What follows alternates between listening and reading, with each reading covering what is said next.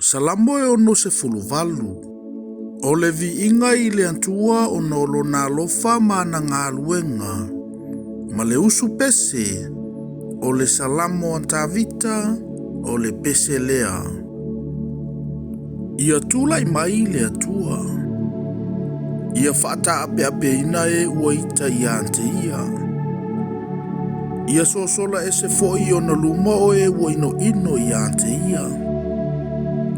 E pei ona le lea o le asu. Ia whapea ona e whaalelea ina I lantou. E pei ona liusu vai o le pulu I le afi. Ia whapea ona whano I luma o le atua o e ami o le anga. A ia fia o e ami o tonu. Ia lantou oli lava I luma o le atua. Ia matu a fia lava I lantou. Ia outou pepese atu I le atua. Ia fai pesenga I lo na suafa. Ia outou whalau le leile ala mo le tie ma fio atu I le vao. O ioa o lo na suafa lea. Ma ia outou oli o na luma. O le tamaia o e ua matu oti. Le na te whaamasino ina mo fafine ua oti a lantou tane. O le atua lea o loo ilo na fio anga pa ia.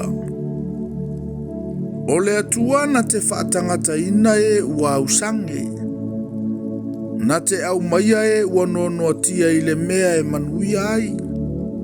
A o e fau vale, la tau te nonofo I le nuu na umati. Le atua e, na e mua atu I lo nuu. Na e a fio atu I le vao. O na ngā tete ai lea o le lalolangi. O le langi fo I na tautulu ifo I luma o le atua. O sinai lava na ngā tete ia I luma o le atua. O le atua o Israelu.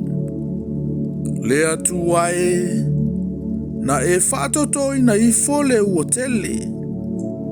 O lo tofi sa lailoa. O oe lava na e whamalosia. Sa nofo I ai lau whapotopotonga. Le atua e, o lo walofana e sauni ai mo le wapopua ngatia. Na tulei mai le afionga le alii.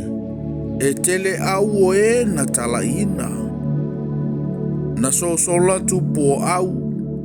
Na lato sosola lava. O le fafine foi na faamuli na ia tufa ina le vete. E ui lava ina ta o oto I le vao ulo. E avea oto e peyo apa au o le lupe. E lilo ia I ario.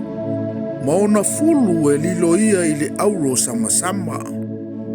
Na fata ape ina ai tupu e le ona le malosi umalava. Ona sina ai lea e pei o le kiona I Salemoni. O le maunga o vasana, o le maunga o le atua lea. O le maunga o vasana, o le atu maunga lava lea. Le atu maunga e, se ale mea tou te lama mai ai. O le maunga nei ua fina ngalo le atua e afio ai. E maua I lava Yehova e whaavavau. O kariota o le antua e lua se fulu afe. E mano lava. O lo iate I lantou le alii. E pei ona ia I sinai I le mea paia. Na e afio a I le mea mawalunga.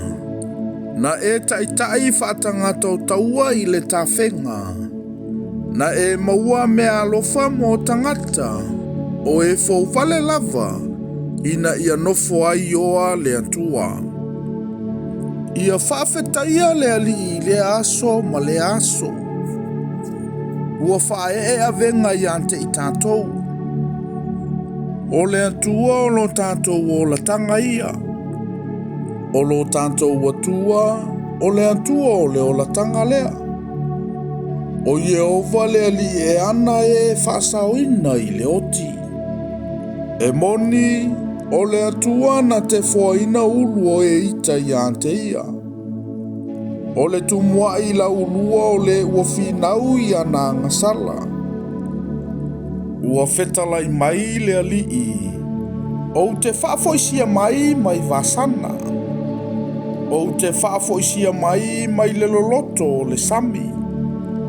Ina ia fese ua i lau vai i le toto. Ia eto fo i lau whaiva o au uli. Le toto o e ita ia te o e taitasi umalava. Le atua e na lato i loa lo ua fio atu. O le fio atu o lo ua tua ma lo tupu i le malu. Ua mua o e pepese. Ua muli o e tala au pese. Ua i le vātau pou tā topa. Ia whaafetaia le atua i whaapotopotonga. O le ali i lava. O tauna ua puna mai ia Israelu. O ia ipeni a mina le wi. O le pule ia i lantou. O ali o yuta mo lantou whaipule. O ali o se pulona a toa mali o na fatali. Ua pule mai e lo wantua lo malosi. Le atua e. Ia malosi o e le mea ua e whaia mo i mātou. O tupu lantou te amatu me alo whaia te oe. O no lou malu Jerusalema.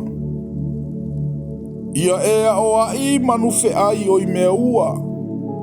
A toa ma le vau povi malolosi ma tamai povi a le nuu. Se ia ifo mai ia ma fasi a rio. Ia e fata ape ina le nuu ua nau i taua. E o mai ali isili mai ai kupito. E vave o na whalolo atu e Aitiope o na lima i le atua. O outou malo le lalolangi i na pepese atu ia i le atua. Ia outou fai pesenga i le alii. O le tia atu i langi o le vavau. Whauta ua ia tulei mai lo na si ufofonga. O le si ufofonga malosi. Ia outou tu atu le malosi i le atua. O loo i lungo Israelu lo na silisili ese. O loo i au fo'i lo na malosi. Le atua e. Ua matautia oe ai o ua fioanga pa ia. O le atua o Israelu. O ia lea na te tuina atu le malosi ma le fita i lo na nuu. Ia whaafeta ia lava le atua.